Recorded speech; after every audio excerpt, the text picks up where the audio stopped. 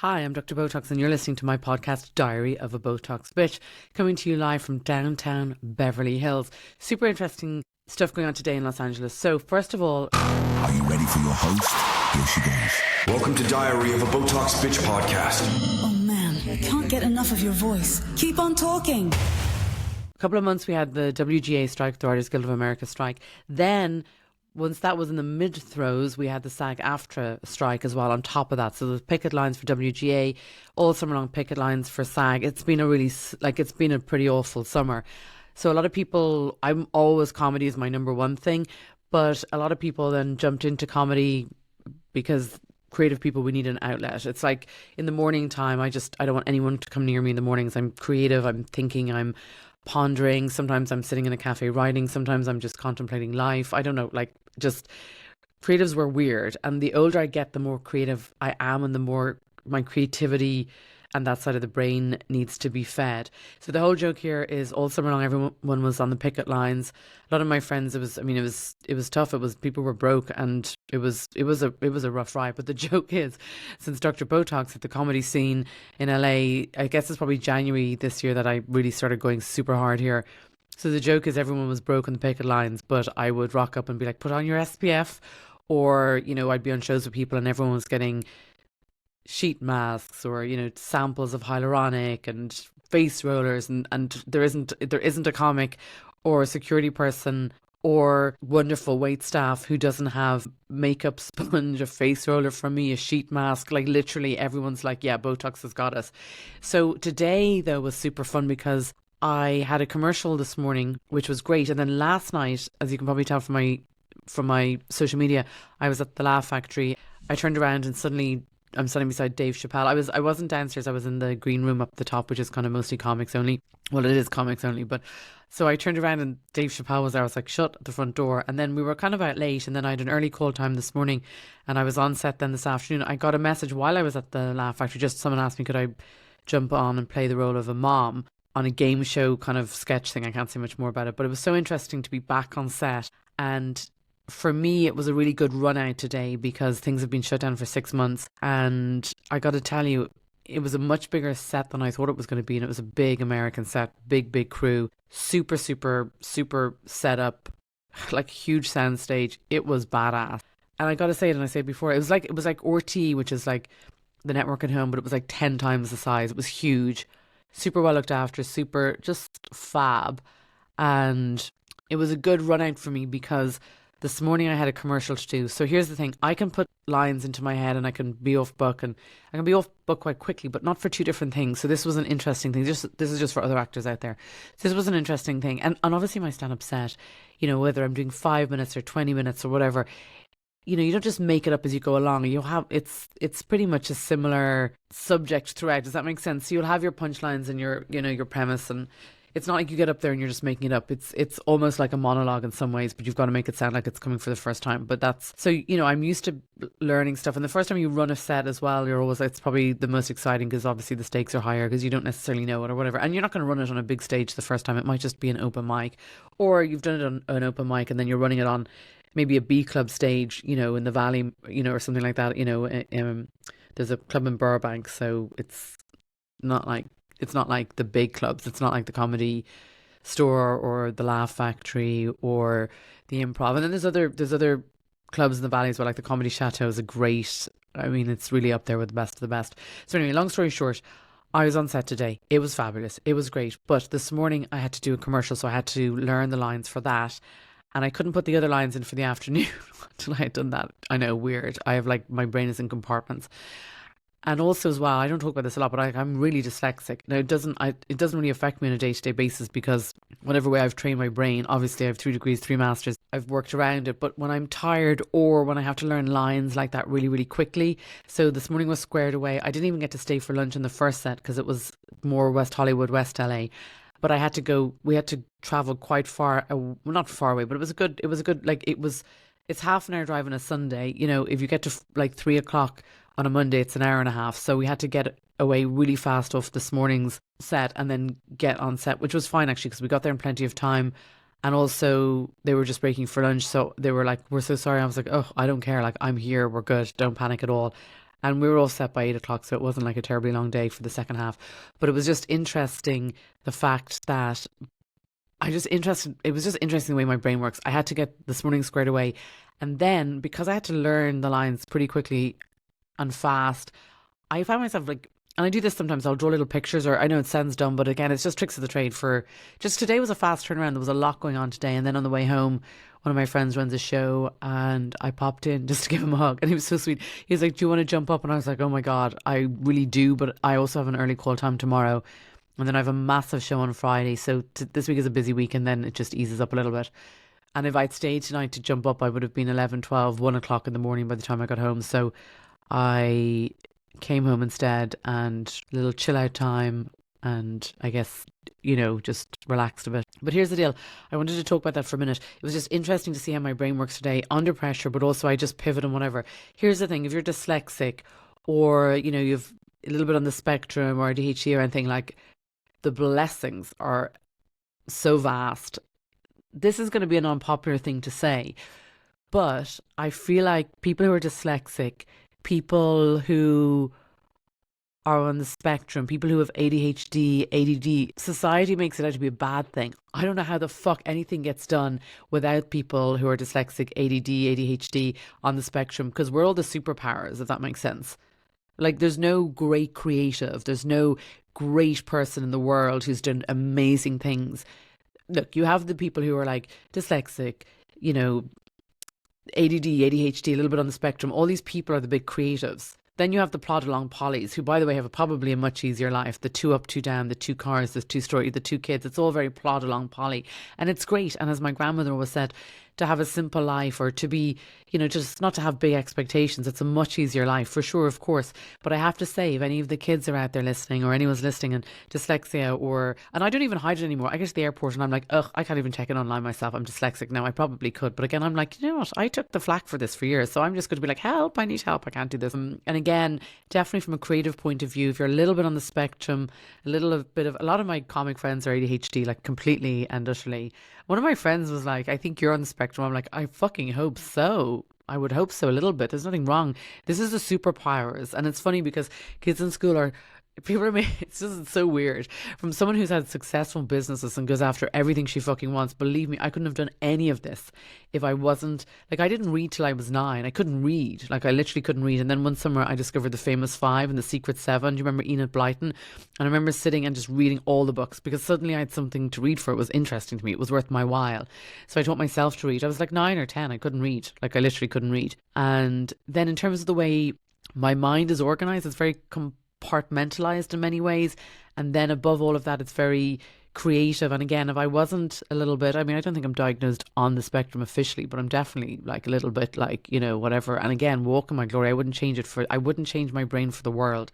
Certainly I might have a touch of ADHD, because I look at my podcast and I'm like chatting about one thing and then I'm on to the next, which makes complete sense to me because my brain goes like at 110 miles an hour. And so again, if you don't have a little touch of ADHD, ADD, a little bit on the spectrum, a little dyslexia or something, like, great, you're going to have a lovely plod along life. But let me tell you, all the creatives, the big ballers, every single person, it's a superpower. So if you're a little dyslexic, a little ADHD, a little ADD, anything remotely on the spectrum, it's your fucking superpower. For so long we're told, oh, that's a bad thing. Shut the fuck up. Like, honestly, I wouldn't get through any of the mountains of work that I get through if I wasn't so focused and so hyper, like obsessively focused about things. It's all superpowers. And then sometimes as well, creatives, like, for example, like Kanye West, I mean, okay, he's got some stuff on his number of sequelae, but again, he's like super creative. He's done amazing stuff. He's built amazing brands. And again, he's, I'm sure, a little bit on the spectrum as well. And the creatives always are. And especially I see with comics as well, it's funny. This whole thing of making it a negative thing if people are a little ADHD, a little ADD, a little on the spectrum, a little dyslexic. I'm just so, like, honestly, I go to the airport, I'm like, you want to see me? I'm like, I can't check it online. I'm dyslexic. I can, but I just couldn't be bothered. There'll always be someone going, oh, because for years we had to put up with all the, oh, you're dyslexic. So I'm like, oh, I can't check it online. So there'll always be some Mary will come along and help me. I go, thanks very much. That's great. Then I get to the next thing and then I'll be like, oh, I can't stay in the line here. I have anxiety. I need to go on the quick pass. You want to see me in the airport, and like I literally, you've never been seen someone so vocal. Oh, I've this, I've that. Like, oh, I've a bunion on my foot. I can't stand in line. Like, I have no. That's why, honestly, everyone's like, would you get married? And I'm like, if he had a G650 private jet, extended range. Obviously, we're hatching a plan at the moment because we might have Dr Botox for president, in which case I've just had confirmation that the Irish presidential jet is going to get an upgrade for 45 million. So listen, your girl is going to have a private jet by the end of 2024, early 2025, whatever way we do it, be it president of Ireland or we'll marry me off to somebody, whatever. But again, I hate flying commercial, even flying business class. It's grand when you get on the plane, but by the time you get on the plane, you're all stinky and everything's disgusting. I will say, as soon as you get on an Aer Lingus flight in LAX, though, you do feel like you're at home. And the Aer Lingus crew are the best by a long shot. Like, they're just so much fun. And I always love when I'm getting a flight from Dublin to LAX, and literally they're so fun. Like, I'm getting off there, like putting a bottle of champagne in my bag and everything. They're just the crack. I think they had crew nights watching the Real Housewives of Beverly Hills, or sorry. Oh, beep, beep, beep, cut that out. The Real Housewives of Ireland. I'm tired today. I've done a lot. So yeah, so again, superpowers. And clearly I am a little ADHD or ADD or something, because you'll see me on one topic and then I jump to the next. And again, do I care? Like, no, keep up. You know, it's funny. I just, yeah, it's a superpower. Like, if you're a little dyslexic or a little, because you have other, and also as well, people who are dyslexic or who have ADHD or any little sequelae, just even something slightly off the nose, you'll find that you're, like, I see patterns. This is, you'll laugh at this, but like, it's so obvious to me. Certain things are just so obvious. I can read somebody in about 2 seconds. I can just decode people so quickly. You know, it's just funny. It's just, you gotta have the superpower. So if you've got kids, just hope to God they've a little dyslexia, a little ADHD, a little ADD, like just a little bit on the spectrum, because otherwise, like, that's your superpower. That's your big leverage, you know, just having that mind that's just a little bit, that brain that's just a little bit off the nose, that's just a little bit to the left, because that's where you really can gear up and grind out and really create such magic with whatever. Like, look at Kanye West with the brands he created. Look at, I mean, a lot of actors in comedy, like comics as well, are very much, sure, half my friends are, it's so funny. This is the funniest thing ever. And I'm bad for it as well. So we go to shows and we always sit in the back, and you can watch anyone you want in this town. So, like, for example, like I said, you know, you're watching the greats every night of the week, but there's often in clubs, there's 2 or 3 rooms. So you can jump in and out the back of the rooms, whatever. And I honestly, I can't tell you the last time I sat through an hour-long show. I just couldn't. I don't have, maybe it's just we get ADHD with comedy. And also you see some people in same set, whatever. So we just move around a lot, whatever. And I look at whatever I am on the spectrum, my friends who are comics are like much worse. They're like, literally, I'm like, I thought I was bad with the short span of attention, because I just need to be constantly. That's why, as when we were talking about running for president, it's a 7-year gig. Like, I'd have whatever needed to be done in about 8 months. Do you know what I mean? I couldn't be doing one thing for 7 years. It would be weird, or to be in one spot for 7 years. But anyway, yeah. So basically, the whole point of this podcast is, or this episode is, literally, if you're dyslexic, if you're a little bit dyspraxic, if you've a little ADHD, a little ADD, if you're a little bit on the spectrum, even if you've like a little, like you're, you know, there's certain sequelae, or I have friends who, like, as well, who are just, they have a touch of autism. And again, just the level of, once you get in your zone, like, or once you get in your lane for whatever it is you're meant to do, it's just a joy, because you can just change gear and grind it out. The plod along pollies are always going to be plodding along in the slow lane, and they've an easy life, and sure, you know, grand, leave them off. But those of you who are a little, like I said, a little dyslexic, a little ADHD, a little ADD, a little on the spectrum, just find your thing, and then hit the play button and just watch yourself just soar. It's your superpower. It's your superpower. It's your superpower. I honestly, I can't even tell you. And then it's funny, because certainly there are times when I think as well, like, for example, I can think of certain times in my life where I've done things, or like, for example, I sailed across the Atlantic. So I must have been about 21 years of age, and I sailed across the Atlantic from Fort Lauderdale in Florida to Portsmouth in the UK. It was about 3 weeks and 2 days at sea. Nearly lost my motherfucking medulla because I was so bored. In many ways I wasn't. What we did was, there was a crew of 6. It was a 120-foot schooner. And basically I had been working on a motor yacht Octopussy, which is this amazing American motor yacht that was parked in Antibes in the International Yacht Club d'Antibes. So I had worked on that, and then I went back with the crew to America, and then there was another delivery of a boat back to England. So rather than fly back, I said, oh, do you know what, I'll just sail back. Because, of course, you know, like I said, again, it's superpowers. It's like, it's always wanting to do what's a little bit off, or the sense of adventure, or I don't know, whatever. So anyway, we set sail, and it was like 3.5 weeks at sea. And it's so weird because, again, your superpowers are your best asset, but then at times they're your worst asset, if that makes sense. Because, like, I just didn't, it was boring. Being at sea was fine. There was dolphins. There was days that there was such bad storms. You know, like, I think about it, there was such bad storms one day. We all had to be, like, tied onto the boat and stuff. Like, I was younger. I don't know if I'd have the guts to do stuff like that now. But anyway, at the time, I'm looking back going, it's no wonder I didn't fall off the side of the boat. And I don't know, like, whatever. But again, these are the moments of just exceptional decisions to do exceptional things, to, you know. And again, I feel like if I just was a plod along Polly, I would never do those things. I would never make those choices. I would never have the capacity to decode stuff and see where the opportunities are, and to groove and pivot. And anyway, that's just my thoughts. So if you're dyslexic, ADHD, ADD, any of these, they're all superpowers. They're such fucking superpowers. You have no idea, like, literally superpowers. And you just got to find what your thing is. Because, listen, lots of people who are just plod along pollies, they can just do whatever. It doesn't really, nothing excites them anyway, so they can just plod along. Whereas if you're like me, you've got this thing that you're passionate about. Like, I don't even want to go to bed tonight because I've had such a good day, and it's just annoying that we have to sleep as humans, because I just want to keep grinding through my work list and my things, because I love what I do. And if you like what you do, you'll never work a day in your life. And again, it's very diverse, because I was on set today, I was doing a commercial. That's fun. Then I got to do, it ended up being a sitcom. It's a half-hour show, and there was a set script, but also there was moments where we were able to improv stuff and workshop stuff. And then on the way home, I stopped in to my friend at a show, and I really wanted to go up, but I was like, I knew if I didn't get home and get rested, I'd be in no good shape for the rest of the week. So it's diverse. And then obviously I have my skincare. And again, I couldn't do this if I didn't have a mind that was able to work 5 different things at the one time, if that makes sense. So if I didn't, and then when I'm tired as well, like, definitely when I'm tired, it's harder. Or like today, I had to learn 2 sets of lines for just 2 different jobs. It's the way it's been, because we've been playing catch up, because we had the WGA and the SAG-AFTRA strike. And then other parts can be very fluid, if that makes sense. That's really, I'm just interested today.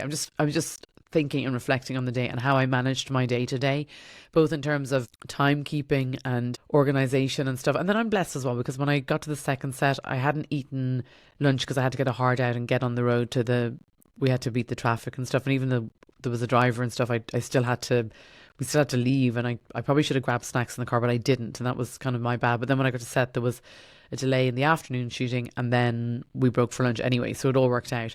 But it's just, and again, I should know that I have to have snacks with me, and I could have grabbed snacks off craft services as well, so that was kind of dumb of me. But it's just interesting, on a day like today, I realised the challenges could be a challenge, but actually I make them my superpower. And I'm just saying to people who literally, who you've got dyslexia, don't hide it. Just be like, I say it all the time. I go to the airport literally, and I'm like, oh, I can't check in at the self-check, and I said I'm dyslexic. I go to the doctor's office, and they always want forms filled out. I don't have 2.5 minutes brain capacity to fill out a form on an iPad. I just wouldn't have the capacity. So I'll be like, listen, I'm dyslexic. I don't have my dyslexia glasses. I don't even have dyslexia glasses. But anyway, the point is, use your superpower to navigate the world, and don't be afraid to walk in your glory and tell everyone who you are. Just be authentic. And again, I'm sure my friends say to me, they're like, you're definitely a little ADHD, because everyone here in LA is ADHD or ADD or whatever. I'm like, I probably am. And again, it's just still a superpower. It's a superpower. Anything that's a little bit off the nose, anything that's quirky about you. We're so society is so, especially growing up in Ireland as well, I feel like they're a lot better now, but it's so, like, honestly, the geniuses are all a little bit off the nose. The people who really high achieve in life, all a little bit off the nose. The creatives, all a little bit off the nose. So you don't want to be a plod along Polly. So if you have, put a comment here, if you have ADHD, ADD, a little dyslexia, a little dyspraxia, a little on the spectrum, a lot on the spectrum, anything, just put it below, because you're like, you have to realise that you've got to walk in your glory and that you have superpowers, the best superpowers ever. And then other times as well, it can go against you. I remember I worked, it's just so funny, I was just thinking about working on boats, because I sailed across the Atlantic, like I said, and again, obsessively trying to get on the boat so I could sail across the Atlantic. And then we used to do 4 hours on watch and then 8 hours off. So you would sleep for 8 hours, which was fine. But if you were doing like 12 a.m. to 4 a.m., it wasn't the worst because you could just stay up and do on watch. But if you were getting up at 4 a.m., that just doesn't do well with me. It's not my circadian rhythm. So we missed the Azores and we had to survive on Snickers for the whole last week because we didn't get to pick up more food and everyone was pissed with me, like whatever. So yeah, we do have superpowers, but also sometimes not so superpowers. But then also another time I remember I worked on this boat called the Trois Frères in Antibes the first summer after I finished school, and my job was super easy. I had to just drive the Ferrari and go and get the ex-wife and the kid, and then they go out for the day and we'd all swim off the back of the boat. It was really good. But the funniest thing happened one of the days. They were doing a charter on a smaller boat, so they sent me to be the stewardess on board with the captain, and I was like, sure, grand. And they were all getting out of the boat. It was the funniest thing ever, which again is like when sometimes you mess up, and I would have been embarrassed, but now I just laugh. But I had to do a stewardess, and then they were all getting off the back of the boat and they were getting on a tender, and then I was trying to tie the tender, and I don't know how this happened, but I ended up falling into the water in front of all the guests. And I remember, and it was just because, I don't know what it was definitely something just didn't connect in my brain or whatever for that split second.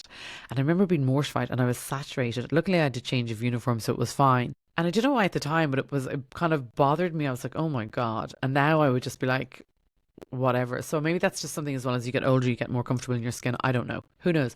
But I was just commenting on today. I was on a big set, LA. It's all over my TikTok and social media, whatever. It's just fun to see. And again, it was just interesting to me, for me to watch my brain now as I'm older compared to, and how I managed the day and how I managed having to learn 2 different scripts with very short turnaround. And also I had to clear the decks on my commercial this morning and have my brain almost like the cachet cleared before I could put the lines for the afternoon in, if that makes sense. And it's just interesting to see, because whatever you're struggling with, if you're 12, 13, 16, 18, 22, whatever task you're struggling with or whatever, you'll find as you get older, those very things become your absolute superpower. So I guess that's what the message is today in a 20-minute podcast, in the most roundabout way, because I probably do have ADHD. But my point is, the things that you struggle with when you're like 16, 13, 12, 18, 21, 22, the things that are frustrated, whatever happens as you get a little bit older, your brain compensates, and then you get into this grind where they're your absolute superpowers. So I guess the moral of the story is today is, if you are struggling with ADHD, ADD, Asperger's, any of these things, they're all superpowers. They're like mega superpowers. So just remember to be chill, go easy to yourself, be kind to yourself, and just know that as you get a little bit older, your brain will just kind of pivot around these things, and then it'll flip to the other way where they're your absolute superpowers. So yes, it is good to be like, this is the thing. I think most people who are very driven or high achievers definitely have a touch of something for sure. And it's definitely slightly off the nose, and it's definitely growing up viewed as a bad thing. But definitely if you just decide now that it's a really good thing. So if you're 13 or you're 19 or you're 22 or 25, just be like, oh, I have a superpower. So just find what you like to do, get in your groove, and just know when you hit the play button, you are going to pass everybody out. So it's just your superpowers. So I just wanted to talk about superpowers today, because today it was funny. It was quite apparent to me that I had a couple of superpowers going today. And again, I wouldn't have been able to manage a day like today. A younger me wouldn't have been able to navigate it so well, whereas I navigated it and had a great day. And I also knew as well to rest as well. Like I stopped into my friend's show and he was like, hey, do you want to jump up? And I was like, you know what, I would love to, but I would have had to jump in between 2 shows, and I would have had to wait around an hour. And I just also knew as well that I needed to get home and get rest and stuff. So that's the other thing as well to bear in mind. I don't know. I'm just saying, the whole negative connotations about dyslexia, dyspraxia, ADHD, ADD, like any of these, anyone on the spectrum, it's like your actual superpower. So just find your niche that you want, because you know the way your brain works. Hit the play button and watch yourself walk in your glory and soar. Honestly, like I can't say it enough. Just remember, these things that were seen as a negative thing and may have connotations, believe me, any of the brilliant people who've done amazing things in the world, they're all the same as us. Like they've all like a little something on the spectrum, a little dyslexic, they're little, like it's all just superpowers. It just means your brain's wired different, which is brilliant, because who wants a normal, like, do you want a normal wiring or do you want like a 10x Tesla wiring? Do you know what I mean? Like you just need to be like, it's a good thing. So if you've any of those things, put a comment below. Let me know what you struggle with. And I can tell you, as soon as you get to a certain age where it just flips the other way, and then suddenly it's not something that gets in your way. And like I said, sometimes it definitely does a little bit, but I don't even bother trying to work through it. I just go, oh, I can't check in online. I don't know how to do it. It's something that is hard for me. It's like the Facebook and when it says match the things to prove you're a robot, the cap chat or whatever. Like, I can never do that. Sure, it doesn't matter. I just press audio and do it that way. So if anyone's struggling there with anything, and just to let you know, it's your superpower. So walk in your glory, and don't hide it as well. Just get to the airport, be like me. I'm like, oh, I can't check it online. I'm dyslexic. Oh, I can't. I stand in the line. I was like, I can't stand in the line. I'm typically a fly business class, but sometimes you end up not. And I'm like, I can't stand in the line. And they're like, what's wrong with you? And I'm like, oh, I'll just make up something else, because I don't have the patience. I literally can't stand in a line. I can't stand in a line for 20 minutes. I don't have the patience for that, or the capacity to be in one place for 20 minutes. It's desperate. So just remember, any of those things, slightly on the spectrum, anything at all, even very on the spectrum, like, you're still superpower, but you just have to find your niche and then hit the play button. And as you get older, it'll flip the other way in your favor, if that makes sense. It was just interesting today to see how I managed everything. I had a lot on today, but I did have to learn my lines for this morning, and then shoot that, clear the cache, and then I had to learn other lines, and then I end up drawing pictures because I have real photographic memory. Everyone knows you know how your workaround is, so just find out what your workaround is and then just do things that way. So you don't have to conform to the way other people do things. It's your life. You can do whatever you want. You can just walk in your own glory, walk to the beat of your own drum. You don't have to do things the way everyone does it. So today, like, my script, obviously it's a printed out script, but I do things like I have dashes and then I underline the operative words, obviously. And so first of all, you get a script, you highlight it, then you underline the operative words. And then there's certain 5 words that go together. So I'll put 5 lines and 5 dots underneath, and then I'll draw little pictures. It's just weird. I don't know. Anyway, but the point is, you can navigate any of these things, and don't make any apologies. Just do what you need to do is kind of the main gist of it. So that's it for me. Diary of a Botox Bitch podcast. Next episode, we are going to talk about all things reality TV and bring it back. We've had some soulful episodes. We've talked about a little bit of politics last episode. Today, we're talking about, I suppose, dyslexia and just superpowers that people have, whatever. Like, look at Kanye West as well, like, completely beyond creative. And I know he's had a bit of a slump. I just think, but again, watch him. He'll come back full circle. Just watch it. Just watch it, trust me. And even if he has bipolar disorder, which I don't know if even he has, but he may have it, but I sometimes feel it might be Kardashian disorder, because they chew up and spit out all the men that come into their lives, even their own brother, like, whatever. But I do feel like he would have been better off if he hadn't, got involved with the Kardashians. But he's super. I'd say he didn't sleep for a couple of years. He just was grinding out the stuff. Now you should sleep. And even tonight, like, I would have loved to have gone up into comedy. But yeah, this is about superpowers. So you're listening to Diary of a Botox Bitch. I'm Dr. Botox, Dr. Danielle Marr Collins, and it's been great talking to you. I know it's exactly what you've been waiting for, so let's do this. Welcome to the segment we call Bo Talks. Let's talk all things Botox, filler, and skincare.